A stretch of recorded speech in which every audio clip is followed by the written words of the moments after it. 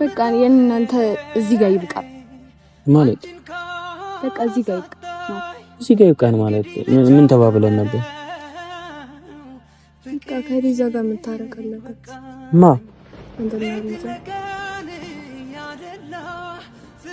ደግሞ በአንድ በኩል እኔ ሳስበው እንደራሴ ሴት ልጅ ነኝ ነገር ህይወቴ ላይ ምን ሀፕን እንደሚያደርግ አላውቅም እኮ እኔ ምን ልሽ አንቺ ሴት ልጅ ስለሆንሽ ምን ማደርገው ነገር አለ ነው ባንተም ሳይሆን እንኳን በዚህ ምን አይነት ጊዜያትን እያሳለፈች እንደሆነ አላውቅም እሱ ዝምታ አንቺን ካሳጣይ እንግዲህ ልቻለው ፍቅር በቃኝ ሌት ለቀን ያደላ ስምሽን ቢያስታውሰኝም ከሆዴ ያለው እሳት ከእውነቷ ያስጥለኝ። ሰላም ሰላም ሰላም ውድና የተከበራችሁ ፋሚሊዎቻችን እንዴት ናችሁ? አለን እግዚአብሔር ይመስገን እንዳለናልና ይባላል።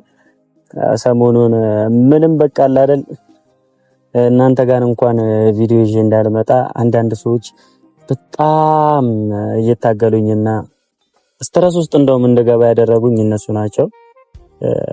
ሪችም በተደጋጋሚ ጊዜ እየጠሩ ምናምን ከኔም ጋር ሆና እያስደበርኳት እየመሰለኝ በጣም ብዙ ነገሮችን ለማድረግ አስቤ ግን ወደ እናንተ ይዣት በደስ በሚል ቪዲዮ ይዣት ለመጣ ምንም ክፍተት አላገኘሁም።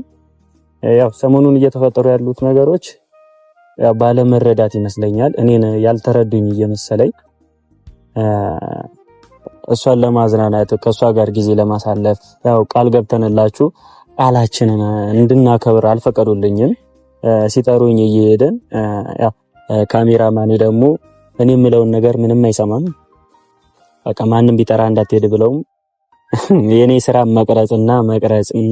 መቅረጽ ብቻ ነው። ተጠራውበት ቦታ ሄዳለሁ ቀርጻለሁ ነው የሚለው። የሆነ ቀን ግን እተኩስብሃለሁ ወይ ሲኦል እንገናኛለን ወይ ገነት እንገናኛለን።